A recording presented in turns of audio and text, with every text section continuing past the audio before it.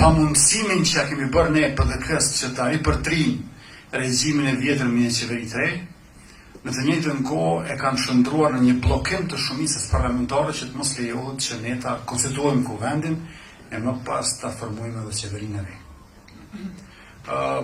Kjo është edhe lojë e nervave, është gjithashtu edhe një ecje e re për lëvizjen dhe vendosje, sepse jemi në një situatë kur nuk do të lëshojmë pe kushësi, por në të njëjtën kohë edhe do të na duhet që shumica parlamentare të veprojë sa më fuqishëm dhe sa më parë, për shkak se nëse shumica parlamentare nuk i formon institucionet në Republikën e Kosovës, atëherë cili është kuptimi i Republikës dhe demokracisë?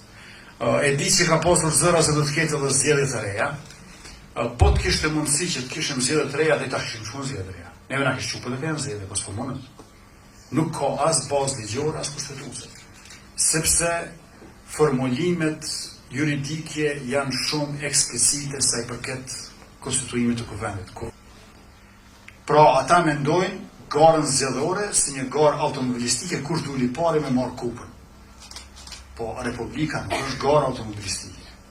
Zgjedhja demokratike në Republikë është kush e formon shumicën e tërësisë.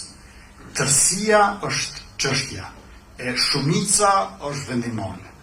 Pra jo kush është i pari në garë, po kush e formon shumicën. Ka pafund raste të tjera në shtete të tjera në banë botës, ku partia e parë sa arrin me kriju shumicën. Edhe këtë është e para, se Republika e tillë është republikë parlamentare demokratike. Kjo logjika i pari në garë në fakt është realiste, monarkiste. I pari është mbreti, kur vdes ai vjen pasardhësi.